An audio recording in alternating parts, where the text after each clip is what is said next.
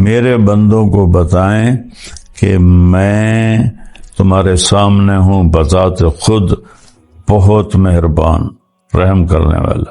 من تقرب الیہ تلقیتہ من بعید، جو مجھے راضی کرنے کے لیے میری طرف آتا ہے میں آگے بڑھ کے اس کا استقبال کرتا ہوں. من اعرض عنی نادیتہ عن قریب، اور جو میری طرف نہیں آتا میں خود اس کے پاس چلا جاتا ہوں اور اسے کہتا ہوں اولک رب غیری، ہائے ہائے میرے بندے کا میرے علاوہ بھی کوئی رب ہے تیرا؟ میرے سوا تجھے کہاں پناہ ملے گی؟ نہ کہیں جہاں میں امان ملی، جو امان ملی تو کہاں ملی، میرے جرم خانہ خراب کو تیرے عفو بندہ نوازم. السلام علیکم ورحمۃ اللہ وبرکاتہ. بسم اللہ الرحمن الرحیم، والصلاة والسلام علی رسولہ الکریم وعلی آلہ واصحابہ اجمعین. میرے محترم بھائیوں بہنوں، بیٹوں بیٹیوں اور پوری دنیا میں سننے والے مسلم نان مسلم سب کے لیے میرا یہ پیغام ہے.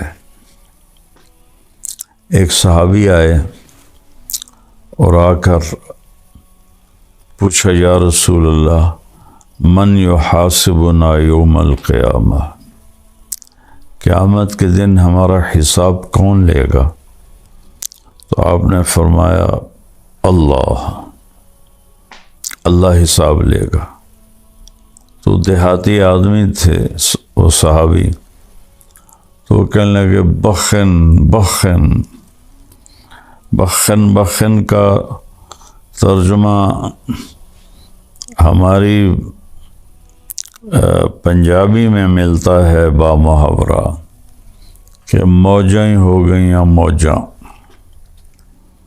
تو اس پر آپ نے فرمایا کہ یہ کس بات پہ تم کہہ رہے ہو موجاں ہو گئیں یا موجاں؟ ما یحملک علی قولک بخن. تو اس نے کہا یا رسول اللہ ان الکریم اذا قدر عفا، کریم سخی ذات پکڑ بھی لے تو معاف کر دیتا ہے.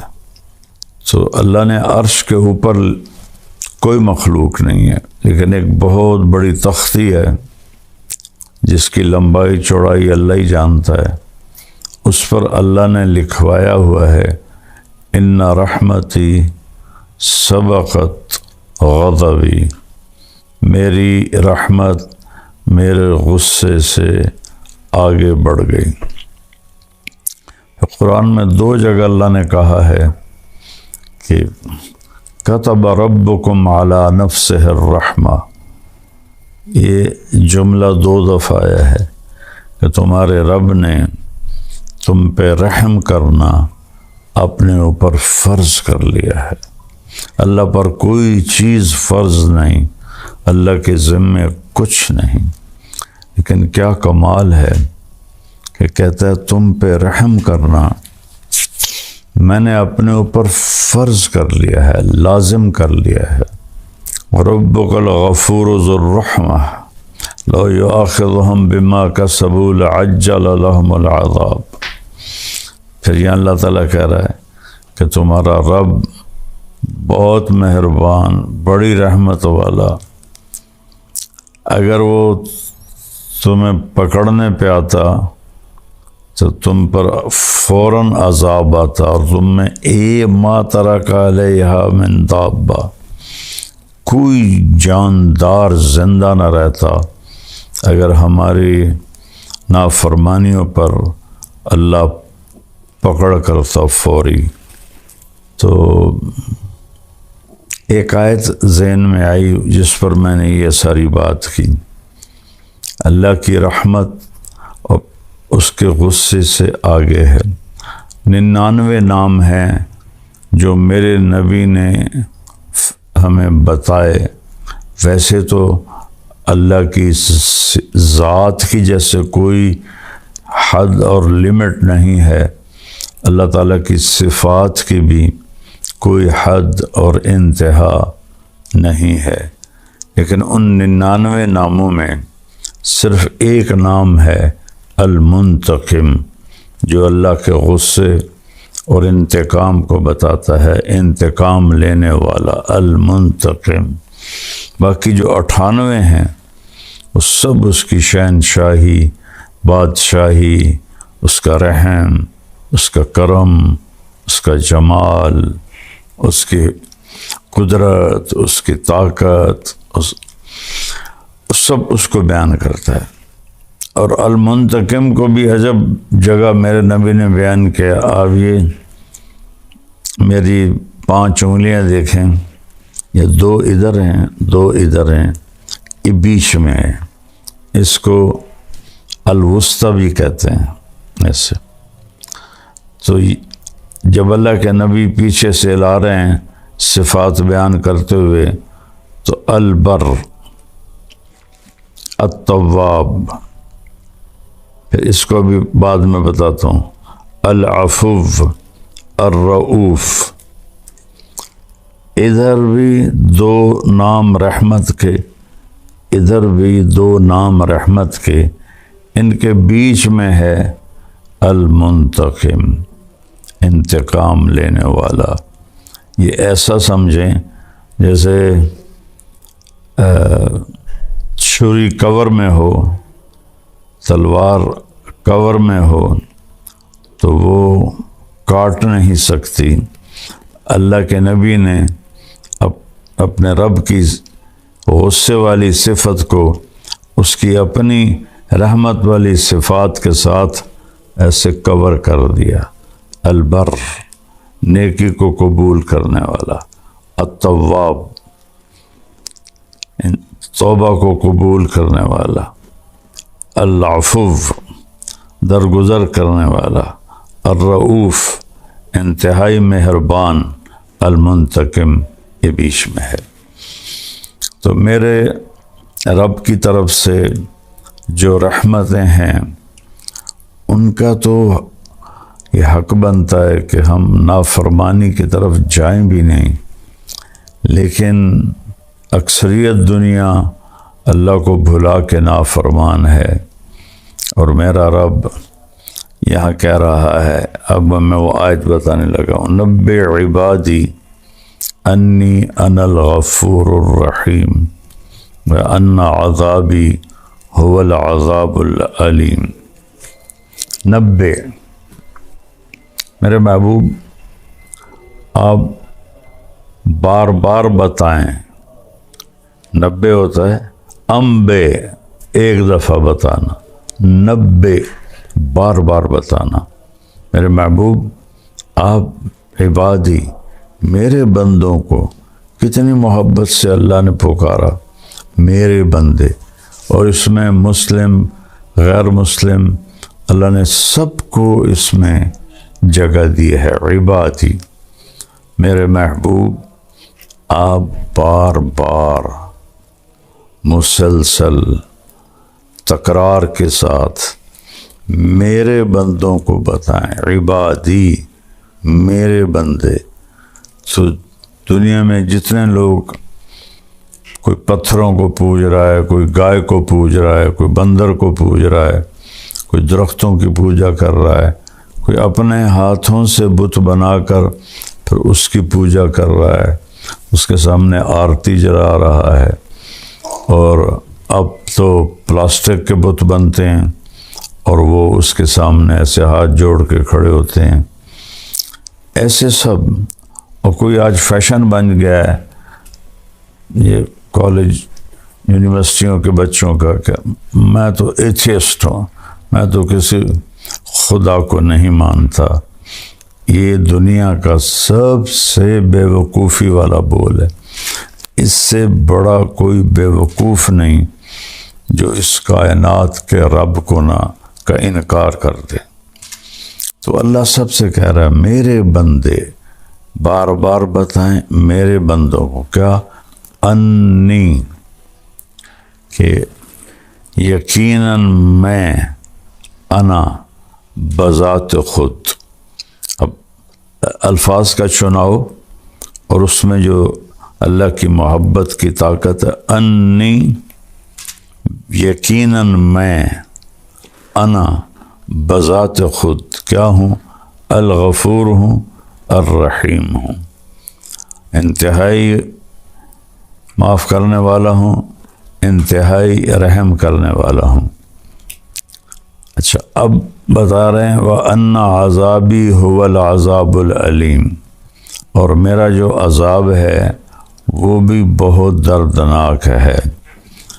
آیت کو بظاہر دیکھیں تو دونوں پلڑے برابر ہیں، خوشخبری کے بھی اور پکڑ کے بھی، لیکن دونوں میں ایسے فرق ہے کہ یہ جو پکڑ والا سزا والا جملہ ہے ہلکا ہو کے ہوا میں اٹھ گیا ہے، اور یہ جو جملہ رحمت والا بخشش والا یہ وزن سے نیچے جھک گیا ہے.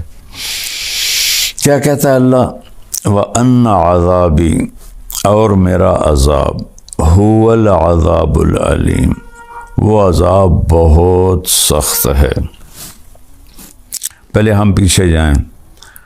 نبّئ عبادی، میرے بندوں کو بار بار بتائیں، میرے بندے عبادی جو رب کو گالیاں نکالتے ہیں ان کو بھی اللہ کہہ رہا ہے میرے بندے، میں بذات خود معاف کرنے والا ہوں، رحم کرنے والا ہوں. اور میرا عذاب، وہاں ہے انی اور یہاں ہے عذابی. عذابی میرا عذاب، یہ دو الگ لفظ ہیں، ایک عذاب اور ایک یا. یہ تو ان کو مضاف اور مضاف الیہ کہتے ہیں. اور عربی قاعدہ یہ ہے کہ یہ دونوں الگ چیزیں ہیں. جیسے میں اردو میں کہتا ہوں میری کتاب، تو کتاب الگ چیز ہے، میں الگ چیز ہوں. میں کہتا ہوں میری ویسٹ کوٹ، تو ویسٹ کوٹ الگ چیز ہے اور میں الگ چیز ہوں. میرا گھر، ایک گھر اور ہے، میں اور ہوں. اور انی، میں بذات خود، انی انا، میں بذات خود. اور یہاں کہا میرا عذاب، یعنی عذاب اور ہے اور اللہ اور ہے. اللہ کی ذات الگ منفرد ہے، عذاب الگ منفرد ہے. پھر اگلا تو یہاں اس کو انتہائی ہلکا کر دیا، میرا عذاب، میں بذات خود، یقیناً میں بذات خود. اور یہاں میرا عذاب، پہلے تو یہاں یہ عذاب کو الگ کیا، اپنے آپ کو الگ کیا. پھر آگے کہا ہوا، میرا عذاب وہ جو تمہاری نظروں سے بھی دور ہے، تمہیں نظر ہی نہیں آ رہا. ادھر انی انا، میں بذات خود تمہارے سامنے ہو کر کہہ رہا ہوں مہربان ہوں. اور میرا عذاب وہ نظر نہیں آ رہا، وہ عذاب بڑا خطرناک ہے. تو مجھے کتنے لوگ علماء بھی کہتے ہیں کہ یہ تو لوگوں کو گناہوں پہ شہ دیتا ہے اور کہتا ہے جتنی دفعہ مرضی توبہ ٹوٹ جائے توبہ کرو، اللہ معاف کر دیتا ہے. اور اللہ تعالیٰ کہ نافرمانی پر ابھارتا ہے. بھائی میں تو آپ کو قرآن سے بتا رہا ہوں، اللہ کے نبی کے فرمان سے بتا رہا ہوں کہ میرے رب نے رحمت کو کیسے بیان کیا اور اپنے غضب کو کیسے بیان کیا، دونوں کا وزن کر کے آپ کے سامنے رکھ دیا ہے. میرے نبی بار بار بتائیں میرے بندوں کو. تو میرے بندوں میں کتنا پیار ہے، کوئی قید نہیں یہ ہندو ہے، یہ مسلم ہے، یہ سکھ ہے، یہ عیسائی ہے، یہ یہودی ہے. کہ عبادی، میرے بندوں کو بتائیں کہ میں تمہارے سامنے ہوں بذات خود بہت مہربان. رحم کرنے والا۔ اور پھر اس کے بعد اب بتانا ہے عذاب کو۔ وہاں 90 نہیں لائے، وہ 90 شروع میں لائے، اور نہ یہاں بھی 90 آتا، اور بار بار بتائیں میرے بندوں کو کہ میرا عذاب بڑا سخت ہے۔ یا اللہ کہتے کہ میں انی انا المنتقم القہار، اور میں بذات خود بڑا انتقام لینے والا ہوں اور بڑے قہر والا ہوں۔ سبحان اللہ، میرا عذاب، میں اور ہوں، عذاب اور ہے۔ پھر اس کو دکھایا نہیں، وہاں انا، میں تمہارے سامنے، ہوا، وہ ہوا ہوتا ہے اس کے لیے جو سامنے نہ ہو، جو دیوار کے پیچھے ہے، یہ سارے بیٹھے ہوئے، یہ ہوا ان پہ نہیں آئے گا، ہوا آئے گا جو باہر بیٹھے ہوئے ہیں۔ تو اس کو اللہ نے اپنے ہماری نظروں سے دور کر دیا۔ هو العذاب العلیم، وہ بہت بڑا عذاب ہے۔ اور پھر میرا رب کہتا ہے کہ تم ما یفعل اللہ بعذابکم ان شکرتم وآمنتم، تمہیں عذاب دے کے مجھے کیا خوشی ہوگی، تم توبہ کر لو، شکر گزار بن جاؤ، تو میں تمہارا قدردان بھی ہوں، جاننے والا بھی ہوں۔ اور پھر میں کسی سے ناراض ہو جاتا ہوں، جب وہ مجھے منانے آتا ہے تو میں اس کا استقبال نہیں کرتا۔ میری پہلی کوشش ہوتی ہے کہ اس سے میری ملاقات ہی نہ ہو۔ میں اپنے ملازم سے کہتا ہوں، ان سے کہو واپس چلے جائیں، وہ گھر پر نہیں ہیں، یا وہ ملنا ہی نہیں چاہتے۔ تو وہ منت کرتا ہے۔ واقعہ یاد آ گیا، غلام حیدر وائن مرحوم بڑا درویش وزیر اعلیٰ گزرا ہے، تو غریب سے گھر کا تھا، اور جس گھر میں زندگی گزاری، ایک چھوٹا سا گھر تھا 2.5-3 مرلے کا، اسی میں وزارت اعلیٰ گزاری، اسی میں وہ بے گناہ شہید کر دیا گیا۔ تو وہ تلمبے میں ایک چودھری تھا جس کے ووٹ تھے 100-200 ووٹ تھے، وہ حیدر وائن سے ناراض تھا، تو غلام حیدر وائن مرحوم گیا اس کو ملنے، تو اس نے دروازہ بند کروا دیا اور ملنے سے انکار کر دیا۔ تو حیدر وائن نے کرسی منگوائی اور اس کے باہر دروازے پر کرسی بچھا کے بیٹھ گیا، اور فجر کی اذان تک بیٹھا رہا۔ سردیوں کے دن تھے۔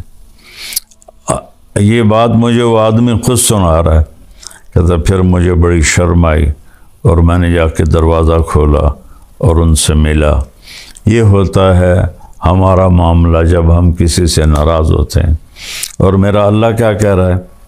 من تقرب الیہ تلقیتہ من بعید، جو مجھے راضی کرنے کے لیے میری طرف آتا ہے، میں آگے بڑھ کے اس کا استقبال کرتا ہوں۔ سبحان، جس سے ہم ناراض ہوں ہم اس کا استقبال کرتے ہیں۔ اور میرا رب کہہ رہا ہے کہ جو مجھے منانے آتا ہے میں آگے بڑھ کے اس کا استقبال کرتا ہوں۔ اللہ، وَمَنْ أَعْرَضَ عَنِّي نَادَيْتُهُ عَنْ قَرِيبٍ، اور جو میری طرف نہیں آتا میں خود اس کے پاس چلا جاتا ہوں اور اسے کہتا ہوں اَوَلَكَ رَبٌّ غَيْرِي، ہائے ہائے، میرے بندے کا میرے علاوہ بھی کوئی رب ہے تیرا؟ میرے سوا تجھے کہاں پناہ ملے گی؟ نہ کہیں جہاں میں امان ملی، جو امان ملی تو کہاں ملی میرے جرم خانہ خراب کو تیرے عفو بندہ نواز میں، کہ کہیں جائے پناہ نہیں ہے، صرف وہی ہے در اللہ کا جہاں پناہ ملتی ہے۔ یہ نا ایک بڑا غلط سا محاورہ، 900 چوہے کھا کے بلی حج کو چلی، بھائی بڑے ساری زندگی گناہ کر کے ہن توبہ کردہ پیا، تو 900 چوہے کھا کے بلی حج کو چلی جائے تو معافی ہو جائے گی انشاءاللہ. 9,000 بھی کھا لے اور جا کر اللہ کی بارگاہ میں ماتھا ٹیک دے تو اللہ معاف کر دے گا. یہ تو محاورہ ہی غلط ہے. محاورہ ہے اقبال کا شعر، نہ کہیں جہاں میں اماں ملی، جو اماں ملی تو کہاں ملی، میرے جرم خانہ خراب کو تیرے عفو بندہ نواز میں. میرے منہ کی سیاہیاں، میرے گناہ، ان کو تیری بارگاہ میں جا کے پناہ ملی اور معافی ہوئی. تو اللہ سے بڑھ کر تو کوئی مہربان نہیں، اس سے بڑھ کر کوئی معاف کرنے والا نہیں. زمین کہتی اللہ اجازت دے میں پھٹ جاؤں، ان کو نگل جاؤں. سمندر کہتے ہیں اللہ اجازت دے میں چڑھ جاؤں، ان کو بہا دوں. فرشتے کہتے ہیں اللہ اجازت دے ہم اتر جائیں، ان کی گردنیں اڑا دیں. تیرا کھا کے اور تیری نافرمانی کرتے ہیں. تو اللہ تعالیٰ فرماتے ہیں دعو عبدی فانا اعلم بعبدی منکم، میرے بندے کو کچھ نہ کہو، میں اپنے بندے کو تم سے زیادہ جانتا ہوں. میں اس کی توبہ کا انتظار کر رہا ہوں، جب یہ توبہ کرے گا میں معاف کروں گا. تو میرے بھائی بہنوں، رمضان کا مبارک مہینہ ہے اور اللہ کی رحمت کے در کھلے ہوئے ہیں اور جہنم کے دروازے بند ہیں، شیطان قید ہیں، جنت کا دروازہ کھلا ہوا ہے. ہم سب مل کر اپنے گناہوں پہ توبہ کریں اور اللہ کی بارگاہ میں معافی مانگیں. ہمارے تو گناہ ہی تھوڑے سے ہیں. میرا اللہ تو کہتا ہے اتنے گناہ کر کے آسمان کی چھت کو لگا دے، پھر صرف ایک دفعہ کہہ دے یا اللہ معاف کر تو سارے معاف کر دوں. میں یہاں عائشہ مسجد میں بیٹھا تھا، 4 نوجوان آئے. کہا جی مولانا صاحب ساری زندگی نہ نماز پڑھی، نہ جمعہ پڑھا، نہ عید پڑھی، نہ روزہ رکھا. زندگی میں 2 روزے رکھے، وہ بھی شراب پی کر افطار کیے. تو ہمارا خیال تھا ہماری کوئی بخشش نہیں، لہذا ہم نے جو موج کرنی ہے نا بھائی یہاں کر لیں، آگے تو آگی ہے. تو ایک دن ہم گاڑی میں تھے، ہمارے ایک دوست ہمارے ساتھ بیٹھا اور اس نے آپ کی کیسٹ لگا دی. اس وقت کیسٹوں کا دور تھا. تو اس میں آپ نے بیان کیا کہ اللہ تعالیٰ فرماتا ہے اتنے گناہ کرو کہ آسمان کی چھت کو لگا دو، پھر ایک دفعہ معافی مانگو تو میں معاف کر دوں گا. تو مولانا صاحب ہم نے کبھی زندگی میں نہیں سنی تھی یہ بات کہ اللہ اتنا معاف کرنے والا ہے. ہم تو سمجھتے تھے اب ہماری بخشش ہی کوئی نہیں. اس حدیث کو سننے کے بعد ہم نے توبہ کی اور قریبی رمضان گزرا تھا کہ سارے روزے رکھیں، ساری نمازیں پڑھی ہیں، تراویح پڑھی ہے اور ساری چیزوں سے توبہ کی ہے اور 5 وقت کے نمازی بن گئے ہیں. تو اللہ کی رحمت سے تو حوصلہ بڑھتا ہے. پہلی دنیا نا امید ہوئی پڑی ہے، ان کو اور ڈرا دھمکا کے نا امید کرنا. یہ میں تو اللہ کی رحمت سے جوڑتا ہوں اپنے بھائی بہنوں کو، ساری دنیا کے انسانوں کو، کہ اللہ کے سامنے جھک جاؤ، اللہ معاف کر دے گا. اللہ کو معافی پسند ہے، محبوب ہے. ندامت کا آنسو ہزاروں نفلوں پہ بھاری ہوتا ہے اللہ کی بارگاہ میں. تو میں بھی توبہ کرتا ہوں، آپ بھی توبہ کریں، اپنے اللہ کو راضی کریں. السلام علیکم.